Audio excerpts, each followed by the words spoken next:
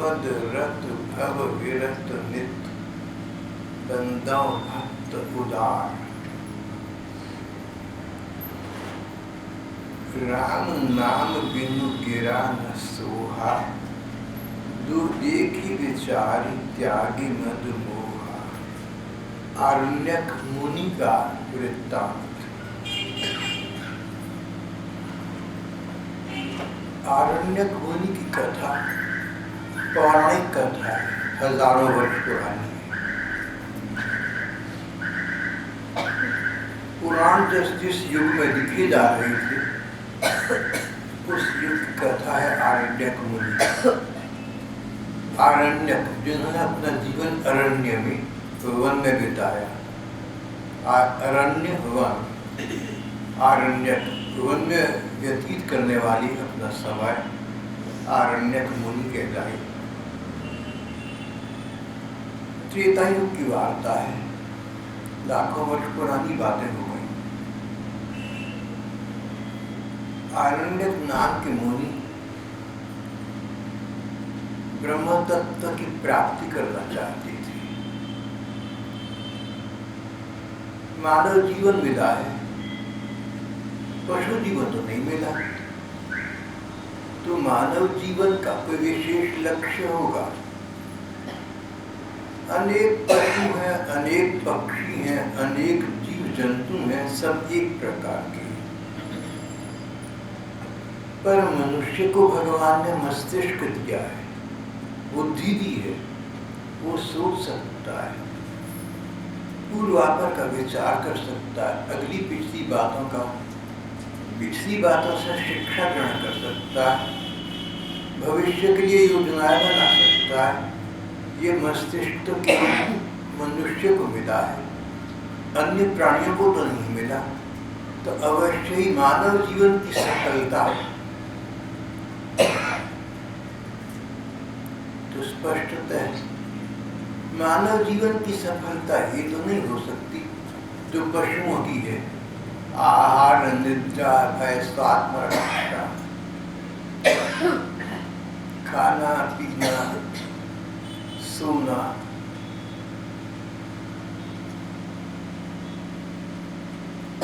अपने को बचाना, इस प्रकार का जीवन तो पशुओं का जीवन है। अगर मनुष्य का जीवन भी यही रहा, खाना पीना सोना इत्यादि, तो फिर मनुष्य का जीवन और पाशविक जीवन में कोई अंतर न रहा। लेकिन निर्माता जिस तत्व ने इस ब्रह्मांड की सृष्टि की है, उसने मनुष्य को अन्य प्राणियों से अलग बनाया है। मनुष्य को विवेक की बुद्धि दी है। मनुष्य सत्य असत्य का विचार कर सकता है, उचित अनुचित सोच सकता है, गलत ठीक सोच सकता है। सत्य क्या है, असत्य क्या है, हिंसा क्या है, अहिंसा क्या है, क्या करना चाहिए, क्या नहीं करना चाहिए। मनुष्य के पास ये सब सोचने की बुद्धि है। तो जिस सत्ता ने मनुष्य को ये बुद्धि देकर भेजा, अन्य प्राणियों से मनुष्य को अलग बनाकर भेजा, तो इस मनुष्य जीवन की सार्थकता, इसका लाभ अवश्य ही कहीं पशुओं से अलग तो होगा। Homo sapien, the best of creation. मानव मस्तिष्क की रचना सारी सृष्टि की चेतन रचना से कहीं अलग है। आरण्यक मुनि अपनी बाल्यावस्था में इस प्रकार के विचार किया करते हैं।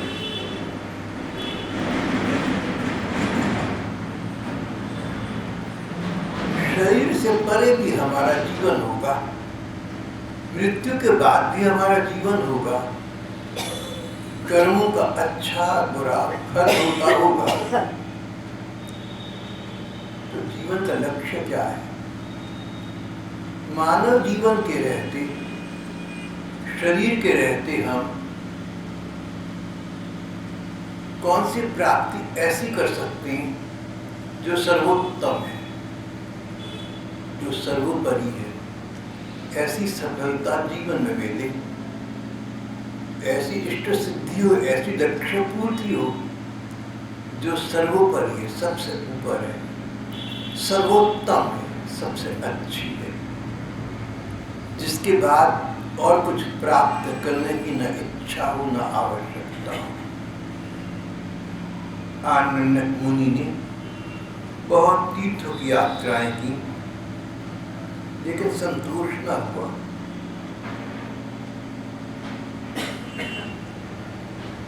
उन्होंने तपस्या की, घोर तपस्या की, लेकिन लगा कि इससे भी तत्व वस्तु की प्राप्ति तो नहीं हुई।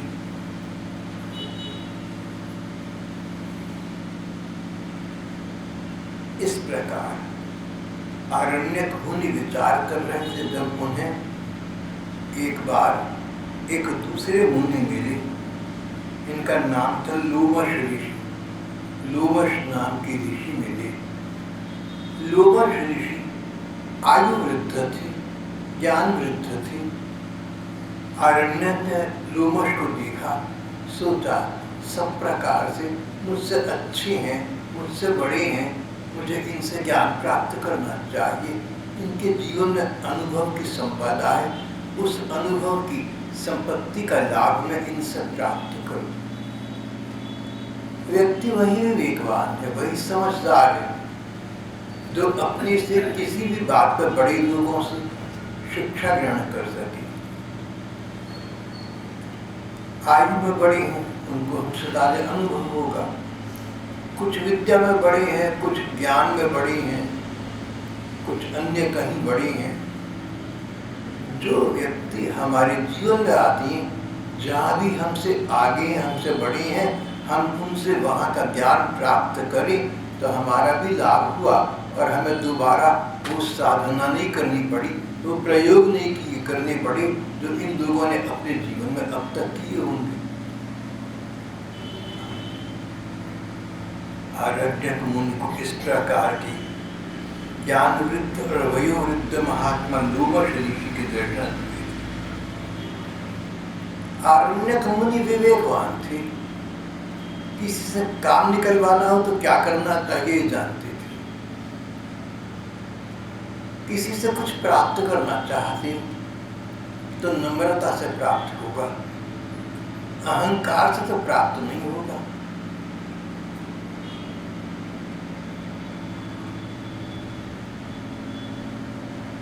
कहीं किसी से तुमने कोई वस्तु प्राप्त करनी है तो कैसे करोगे?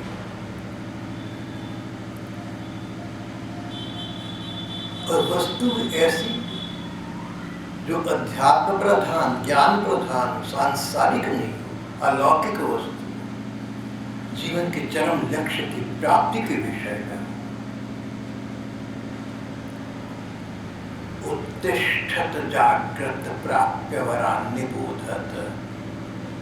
भैया सक्रिय बनो, उठो, जागो और महापुरुषों से उनका ज्ञान प्राप्त करो। प्राप्य वरान्य बोधत, वरान जो तुमसे उचित है, तुमसे श्रेष्ठ है, उन योग्य जनों से बोध प्राप्त करो, उनका उद्बोध ग्रहण करो, उनके जीवन से, उनकी शिक्षा से लाभ उठाओ।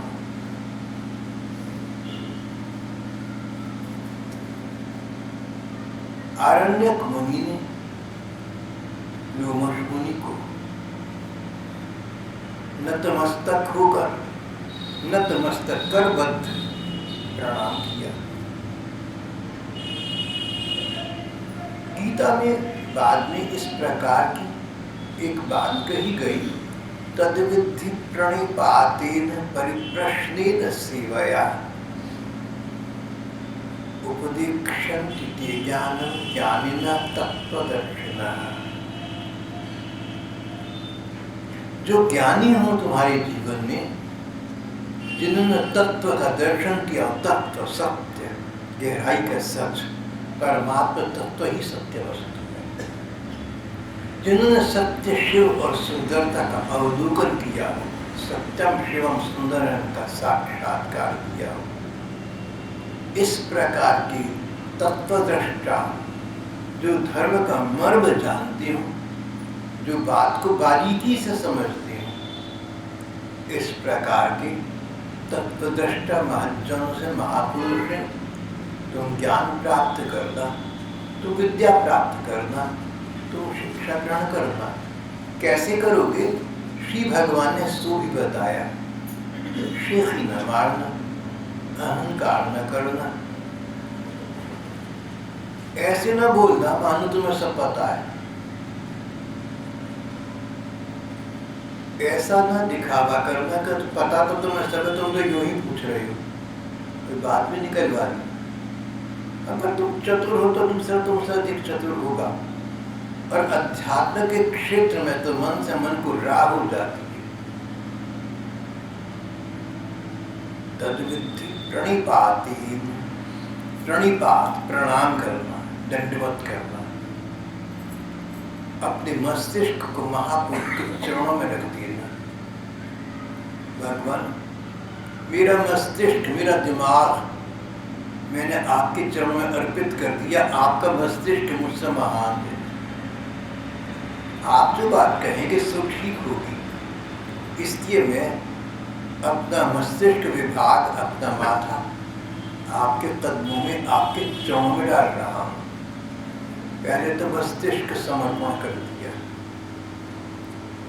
तद्विद्धि प्रणिपातेन परिप्रश्नेन, फिर उनसे प्रश्न करना, और प्रश्न नम्रता से करना, विनम्रता से करना, दैन्य भाव लाकर करना। तुम्हें कुछ पता नहीं, दूसरे को पता है, इस दृष्टि से करना। तद्विद्धि प्रणिपातेन परिप्रश्नेन सेवया, और उनकी सेवा करना, उनके अनुकूल चलना। अनुकूलन से तत्वदृष्टा महापुरुष प्रसन्न होते हैं और अपने ज्ञान का दान तुम्हें प्रदान कर देते हैं। तद्विद्धि प्रणिपातेन परिप्रश्नेन सेवया उपदेक्षन्ति ते ज्ञानं ज्ञानिनः तत्वदर्शिनः। जो तत्वदृष्टा ज्ञानी है, जिन्होंने ब्रह्म तत्व का अनुसंधान कर लिया, जिनको परमात्मा तत्व का बोध हो गया, जिन्हें सत्य असत्य का विचार है, जिन्हें पूर्ण विवेक प्राप्त हो चुका, इस प्रकार की धर्म का मर्म जानने वाली तत्वदृष्टा महात्माओं से तुम ज्ञान प्राप्त करना।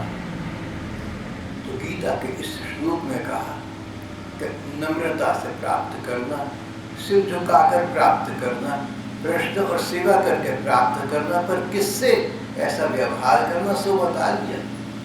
देखो, दो बातें हैं, दोनों बातें बड़ी महत्वपूर्ण है, समान महत्वपूर्ण है। पहली बात तो ये कि जिससे तुमने ज्ञान प्राप्त करना है, नम्रता से करना, विनम्रता से करना। सामने बैठकर आचार्य से निचले आसन पर पास जाकर बैठना, फिर प्रश्न करना। कभी ना कभी तुम्हारी प्रश्न का, तुम्हारी जिज्ञासा का उत्तर भी दी देंगे। पहली बात तो प्रश्न करता की, पहली बात तो आपकी हमारी, जब कैसे प्रश्न करें ये सिखाया गया। और दूसरी इतनी महत्वपूर्ण बात, विशेषतः इस युग के लिए कही गई, कलयुग के लिए कही गई, इस प्रकार की नम्रता, इस प्रकार का समर्पण तत्वदृष्टा व्यक्ति के सामने करना, जिसके सामने मत करना। पहले तुम ये संतुष्टि कर लो, पहले तुम ये पक्का कर लो कि जिससे तुम बात करने जा रहे हो उस तत्वदृष्टा तो है, तत्वदृष्टा, उसको धर्म का सम्यक ज्ञान तो है।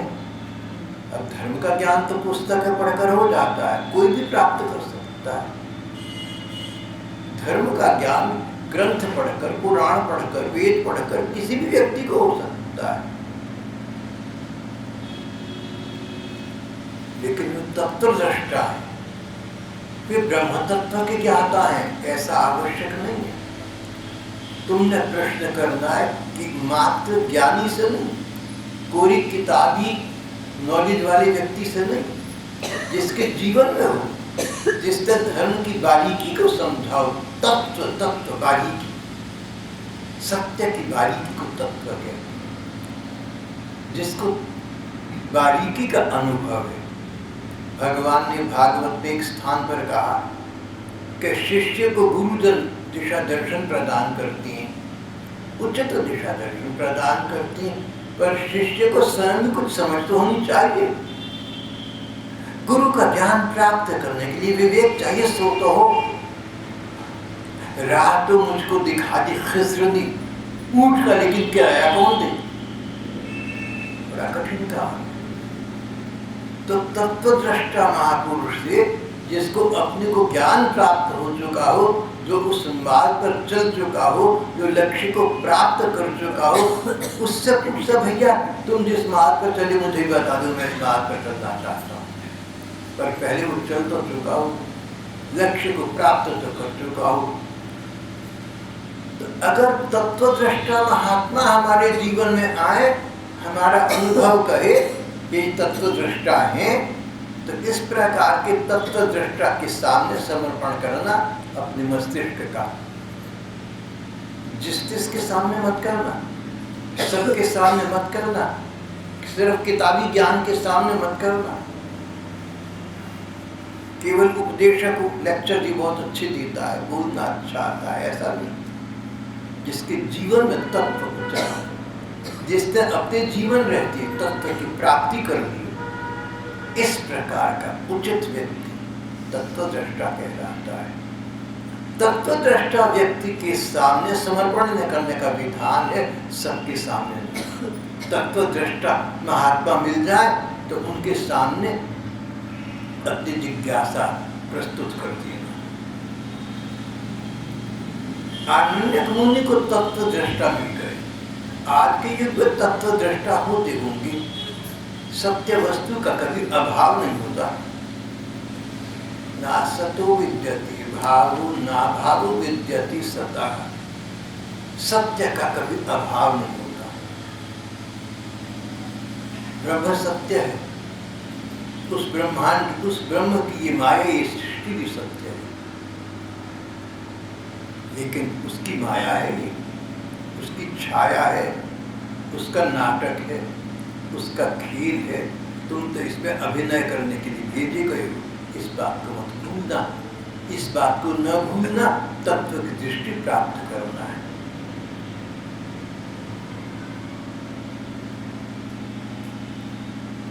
Matter never dies down, it only changes its forms.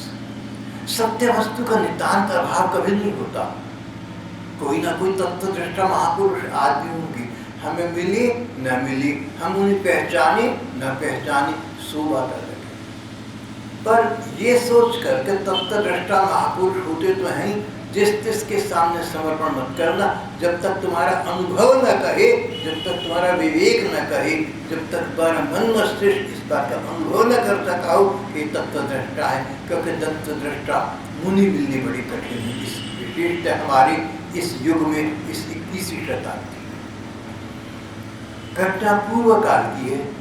आरण्यक इस प्रकार के एक तत्वद्रष्टा की खोज में थे, जिसने स्वयं तत्व का दर्शन किया हो और जिस पथ पर चलकर तत्व को पाया, उस पथ का बोध आरण्यक को करा सके।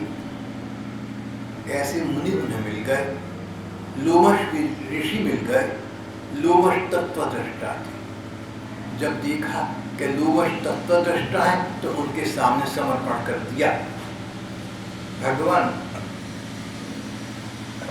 आप ज्ञान प्राप्त हैं, आप भक्ति प्राप्त हैं, आप तत्व प्राप्त हैं, आपको तो सब पता है, इस लोक का, परलोक का, तन का, मन का सब भेद भाव, सब भेद, सब तत्व आपको ज्ञात है। अगर आप मुझ में थोड़ी सी भी योग्यता समझें, तनिक सी पात्रता समझें, तो मेरी प्रार्थना है कि अपने ज्ञान और अपने अनुभव का थोड़ा सा लाभ मुझे प्रदान करें। ऐसा कहकर आरण्यक ने दोबारा उनके चरणों में प्रणाम किया।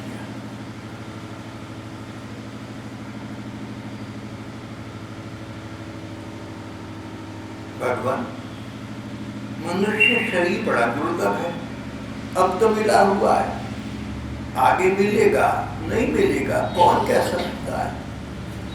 प्रकृति के रहस्य अनेक हैं और छिपे हुए हैं, हमें उन सबका ज्ञान नहीं है। आज तो हमें मनुष्य शरीर मिला है, आज तो हमें सत्य असत का विवेक मिला है, आज तो बुद्धि मिली है हमें, अगला जन्म कहाँ क्या पता, कौन कहे। कहीं पशु पक्षी योनि में हो गया तो मस्तिष्क नहीं होगा, गलत ठीक का पता ही नहीं होगा, चलेंगे क्या। और कहीं देव योनि में, देवताओं की योनि में हो गया तो कर्म करने का फल नहीं मिलता। देव योनि तो भोग योनि है, जब तक इस जन्म में अच्छे कर्म करें उनका फल भोगना है, तब तक सबका सुख भोग फिर वापस आ जाओ। भगवान ने आपसे ये जानना चाहता हूँ कि ये मानव जीवन बड़ी कठिनाई के साथ अब तो मिला हुआ है, इसके रहते रहते तत्व क्या है मुझे ही बताइए, और तत्व की प्राप्ति का क्या उपाय है मुझे सो भी बताइए।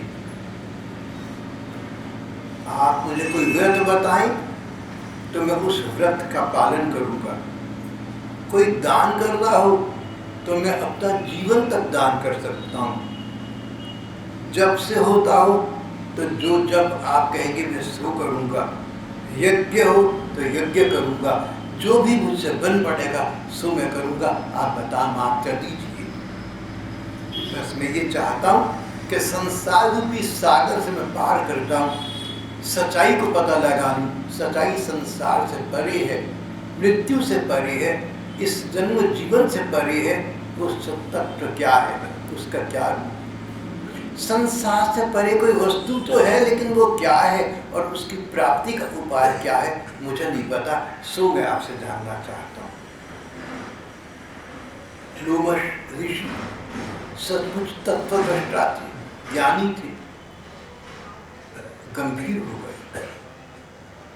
बोले आरण्यक, तुमने जो बात कही, दान तीर्थ व्रत यज्ञ तप आदि, इनकी तुमने बात की, ये सब उत्तम कर्म है, बहुत अच्छे काम है ये, लेकिन अच्छे कामों का अच्छे सच्चा फल जो मिल सकता है, इतना सुख मिले, आनंद मिले जो संसार में नहीं हो सकता, तो ऐसे पुण्यकर्मी व्यक्ति को स्वर्ग में स्थान मिलता है।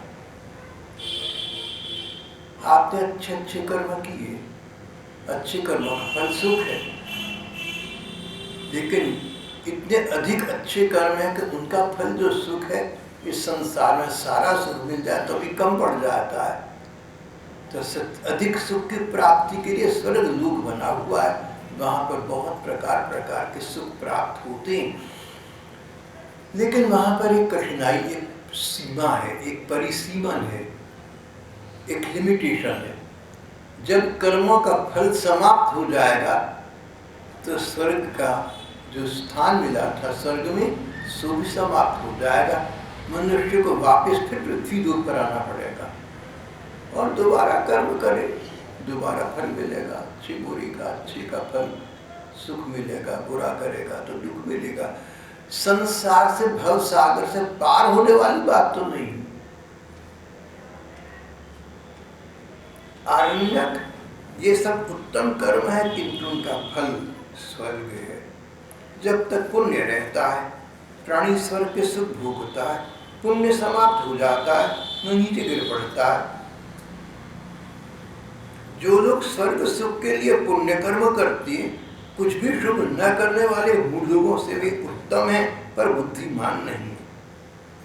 तुम तो चाहते हो तत्व वस्तु की प्राप्ति करना, तुम तो अंतिम सत्य जानना चाहते हो, तुम तो भव सागर से पार होना चाहते हो। तुम्हारे लिए जो उपाय है सो अलग है। भगवान की साकार रूप की उपासना करना। भगवान निराकार भी है, साकार भी है। साकार में मन अधिक आसानी से लगता है और ऐसा लग जाता है कि दोबारा संसार में भटकने को नहीं आता। तुम भगवान के साकार रूप की प्राप्ति की कामना करो। भगवान का एक आकार है, भगवान ऐसे हैं जैसे हम मनुष्य हैं। तो एक ने मुझसे कहा एक बार कि भगवान को हमने मनुष्य जैसा आकार दिया हुआ है, माना हुआ है, क्योंकि सारे प्राणियों में सबसे अच्छी आकृति मनुष्य की है, इसलिए भगवान को हमने मनुष्य का रूप दे दिया। नहीं तो भगवान है नहीं है क्या पता, और अगर है तो रूप क्या है सो कौन जाने। पुरानी बात है, मैं भी सोचना पड़ गया कि इसका क्या उत्तर है, समझ नहीं आ रहा था। बाद में अपनी धर्म ग्रंथों का अध्ययन करने से पता लगा, उन पर ध्यान देने से बोध हुआ कि हम उल्टी बात कह रहे हैं। हम भगवान को अपने जैसी आकृति वाला नहीं मानते। भगवान की आकृति मनुष्य जैसी है, राम और कृष्ण की क्योंकि हमारी है इसलिए हमने माना है, ऐसा नहीं है। भगवान की आकृति पहले इस प्रकार की है जैसी हमारी है, बाद में भगवान ने हमें अपने जैसी आकृति देकर भेजा।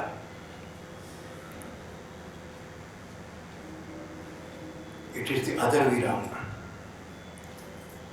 Don't put the cart before the horse. उल्टा काम न करना। मनुष्य को भगवान ने अपने जैसा आकार देकर भेजा। अवश्य ही भगवान की सुंदरता और मधुरता करोड़ों गुना अधिक है। फिर इसी प्रकार का एक आशय, इसी प्रकार की एक भावना अंग्रेजी के बहुत बड़े लेखक और कवि अलेक्जेंडर पोप ने कही। अलेक्जेंडर पोप की प्रसिद्ध रचना का नाम एसे ऑन मैन है। अपनी रचना में अलेक्जेंडर पोप ने कहा है,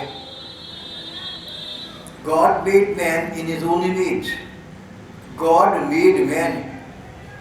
इंसान को खुदा ने बनाया। God made man. भगवान ने मनुष्य को बनाया in his own image, अपने जैसा रूप देकर।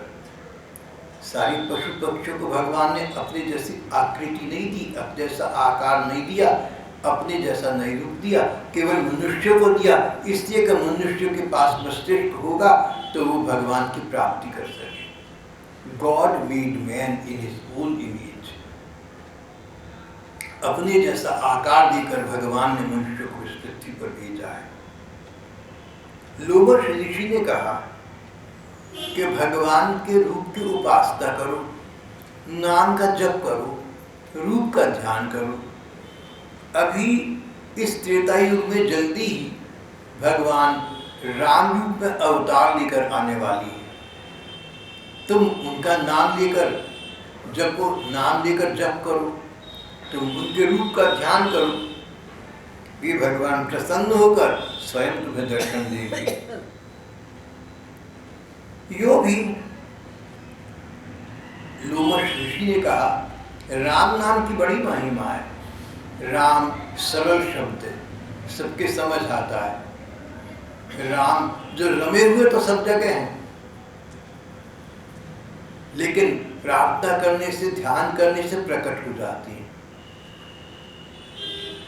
वायु तो सब स्थानों पर है, एयर तो सब जगह है, पंखा चलाने से हमें स्पर्श करने लगती है। शिव जी ने पार्वती जी से एक बार कहा, राम रामेति रामेति रमे रामे मनोरमे सहस्रनाम तत्तुल्यं श्री राम नाम वरानने। सुमुखी पार्वती, श्रेष्ठ पार्वती, राम नाम धन्य है, उत्तम है, सर्वोत्तम है, इसका आश्रय मिल जाए। बस राम नाम का आश्रय लो तो तुम भव सागर से पार हो जाओगे। राम जी का नाम ही ऐसा है। और अब तो अवतार ग्रहण करके वो आने वाली लीला करने वाली हैं, उसका तुम दाग उठा सकते हो।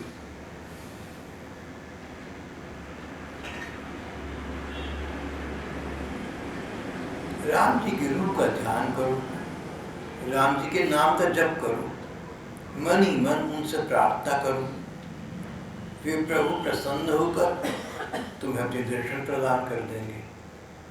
जिस प्रकार सूर्य में सहज ही धूप है, इसी प्रकार भगवान में सहजी कृपा शक्ति है। जहाँ सूर्य होगा वहाँ प्रकाश अवश्य होगा। सूर्य अपने प्रकाश को रोक नहीं सकता। इसी प्रकार भगवान में कृपा शक्ति है। भगवान है तो कृपा तो साथ में होगी ही होगी। उन कृपालु भगवान से तुम नाम लेकर, उनके रूप का ध्यान लेकर, उनकी कृपा प्रसाद को प्राप्त करो, तुम धन्य हो जाओगे। तुम्हारा मानव जीवन निहाल हो जाएगा। भैया तुमने बड़ा उचित निर्णय किया। इस जीवन के रहते रहते प्राप्त कर लेना चाहिए। प्रतीक्षा मत करना। ये न कहना कि बड़ा कठिन मार्ग है, कभी समय आएगा तब देखेंगे, बड़ा कठिन मार्ग है, अभी कैसे चल सकते हैं। प्रतीक्षा करने से, टालने से मार्ग तो कठिन, तो जैसा है वैसा रहेगा, आसान तो हो नहीं जाएगा। Waiting will not make climbing easy. पहाड़ पर चढ़ता है ना तो ये ना सोचो कि बाद में चढ़ेंगे, देर से चढ़ेंगे। भैया चढ़ाई तो वही है जो आज है, वही कल होगी। प्रतीक्षा करने से क्या होगा? करना है तो अभी कर। काल करे सो आज कर, आज करे सो अब। पल में प्रलय हुई नहीं। ये सब बातें सबको पता है। लोमश ऋषि ने कहा बस तुम भगवान के नाम और ध्यान में लग जाओ भैया। मुनि ने पूछा कि भगवान के रूप का ध्यान कैसे करूं? बोले धर्म ग्रंथों में भगवान के रूप का वर्णन है। भगवान राम बहुत सुंदर सिंहासन पर बैठी हैं। उनका मुखमंडल चंद्रमाओं से भी अधिक छविमान है। राम जी ने कान में कुंडल पहने हुए हैं, माथे पर मुकुट है, काली घुंघराली केश है, दांत सुंदर है, होठ सुंदर है, लंबी भुजाएं हैं, कंधे शेर के कंधों की तरह ऊंचे हैं, अंगुली में उन्होंने अंगूठियां पहनी हुई हैं, अंगूठियां में हीरे चमक रहे हैं। भगवान के दोनों चरणों के तलवों में कुछ चिन्ह हैं जो और कहीं नहीं मिलते। वज्र, अंकुश, जौ और ध्वजा आदि के चिन्ह। हाथों में धनुष बाण है, कंधे पर तरकस है, मस्तक पर सुंदर तिलक है।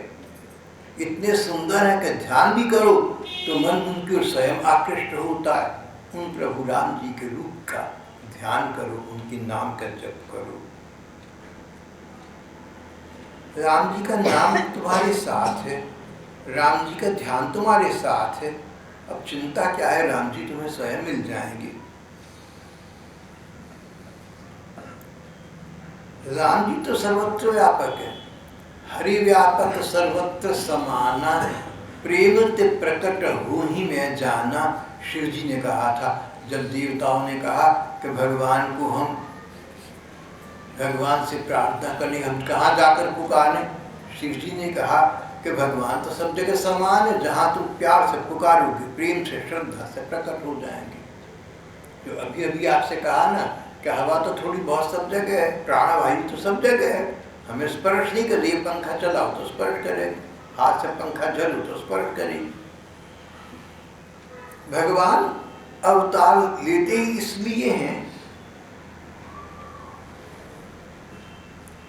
कि जगत में लोग उनकी लीलाएं देख सकें, लीलाएं देखकर उनमें मन लगा सकें। मर्यादा पुरुषोत्तम प्रभु राम जी समाज में मर्यादा की स्थापना करने के लिए आ रहे हैं। तुम उनकी शरण ग्रहण करो। त्रेता के अंत में भगवान राम अवतार ग्रहण करेंगे।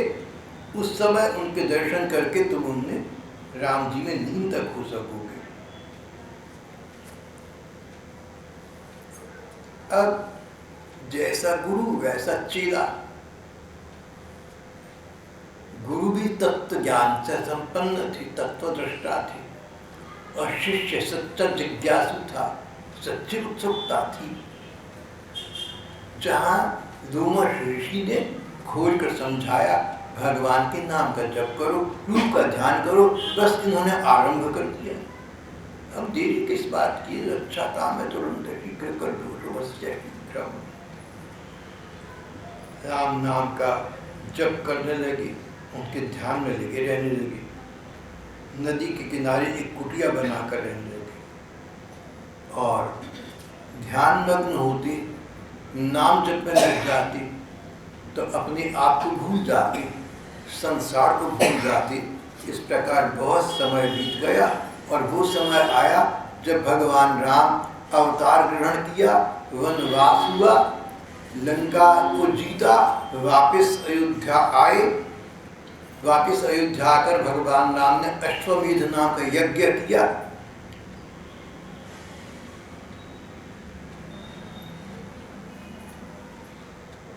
यज्ञ का अश्वमेध घोड़ा, यज्ञ का अश्व, यज्ञ का घोड़ा जो रोकेगा वो सेना के साथ युद्ध करके जित्ते दिखाएगा, नहीं तो घोड़े को आगे बढ़ा देगा या हारा हुआ माना जाएगा। भगवान राम के छोटे भैया शत्रुघ्न थे, यज्ञ के अश्व को आगे बढ़ाकर सेना के साथ चले जा रहे थे। मार्ग में आरण्यक मुनि की कुटिया पड़ी। पता चल गया कि राम जी तो लीलायमान है, राम जी तो कब के आ चुके, अब तो अयोध्या में वास कर रहे हैं, उनका साम्राज्य स्थापित हो गया है। आरण्यक मुनि अयोध्या नगरी में पहुंचे। राम जी वहां विराज रहे थे, दीन दरिद्रों को मनमानी वस्तुएं दी जा रही थी। ब्रह्मज्ञ महात्माओं का सत्कार हो रहा था, ऋषिगण वेद मंत्रों का पाठ कर रहे थे। आरण्यक मुनि पहुंचे पर उनका ध्यान इन दृश्यों को बिल्कुल नहीं गया। राम जी जहाँ विराजमान थे, राम जी को एक बार देखा तो दृष्टि वहीं टिक गई, अन्यत्र जान न सकी। राम जी ने मुनि को देखा। राम जी मर्यादा पुरुषोत्तम है, जैसा राजाओं को करना चाहिए वैसी लीलाएं कर रही हैं, जिससे राजाओं को आगे ही पता लगे कि उनको क्या करना चाहिए। राम जी मानव रूप में लीला कर रहे हैं, मानव मात्र पता लगना चाहिए कि क्या करना चाहिए। दूसरों के लिए आदर्श की स्थापना के लिए तो भगवान ने राम रूप में अवतार लिया। राम मर्यादा पुरुषोत्तम है तो श्री कृष्ण लीला पुरुषोत्तम। मर्यादा स्थापित करने के लिए आए भगवान राम। उन्होंने देखा कि इतने बड़े ऋषि सामने खड़े, आरण्यक मुनि, उनके चरणों में प्रणाम किया। बोले बंधु ऋषिवर, आज मेरा यहाँ पर आना सफल हो गया। मैंने रावण और कुंभकर्ण आदि का वध किया, भले ही उचित किया, पर थे तो ब्राह्मण, और ब्राह्मण का वध करो तो पश्चाताप करना चाहिए, ऐसा धर्म ग्रंथों का विधान है। इसीलिए मैं यज्ञ कर रहा था और अब आपके दर्शन हो गए, आपके चरणों प्रणाम करने की मुझे आपने आज्ञा दे दी तो मेरा पश्चाताप समाप्त हो गया, मैं ब्रह्म हत्या से मुक्त हो गया। ऋषिवर आप धन्य हैं जो अकारण कृपा करके यहाँ मेरे दरबार में पहुँचे। ये सुनकर ऋषि मुस्कुराने हंसने लगे। बोले जिन भगवान का राम नाम लेकर मनुष्य संसार की सागर से तर जाता है, वो राम जी मर्यादा की स्थापना के लिए लीला कर रहे हैं, तो ऐसी बात क्यों ना करें। आप राजाओं के सामने उच्च आदर्श रख रहे हैं, आपकी भांति वो भी अपने से बड़ों का, ज्ञानियों का आदर कर सके। पर मुझे हंसी आ रही है ये सोचकर कि मैं तो आपको डरता डरता ढूंढता बड़ी कठिनाई से आप तक पहुंचा था, और यहाँ पहुंचा तो आपने मेरे चरणों में प्रणाम करके कहा कि आपके पाप धुल गए। भगवान, आपका नाम लेने मात्र से पाप धुल जाती है। जिस प्रकार रुई के ढेर लगे हों, एक चिंगारी सारी रुई को क्षण में जलाकर खत्म कर देती है, राख कर देती है, इसी प्रकार आपका एक नाम एक मनुष्य के अनेक जन्मार्जित पाप कितने जन्मों के इकट्ठे पाप हो रहे हो, राम जी हो या कृष्ण हो, भगवान को चुरा ली थी। अनेक जन्मार्जित पाप चौराग्रगण्यम शरणम प्रपद्ये। इस प्रकार के पाप जो प्रभु को मैं नमस्कार करता हूं।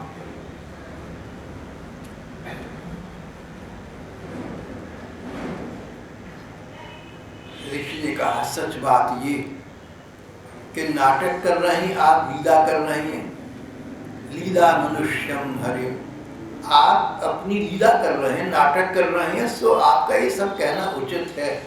पर सच बात तो ये कि आज आपके दर्शन पाकर मैं भव सागर से तार हो गया, मैं तरन तारन हो गया, अपने आप ही तर गया, और मेरे संपर्क में जो आएंगे सो भी तर जाएंगे। आपके दर्शन पाकर मैं संसार के ताप से छूट गया। ऋषि मुनि भगवान राम की ये लीला देखकर कि एक महात्मा के चरणों प्रणाम किया, प्रभु राम जी ने साक्षात परमात्मा होकर भी धन्य धन्य कहने लगे। आनंद मुनि ने भावावेश में आकर कहा, मुनियों आप तो मेरे भाग्य को देखिए, सारे संसार के स्वामी राम जी मुझे तुच्छ जीव को प्रणाम कर रहे हैं, मेरा स्वागत कर रहे हैं।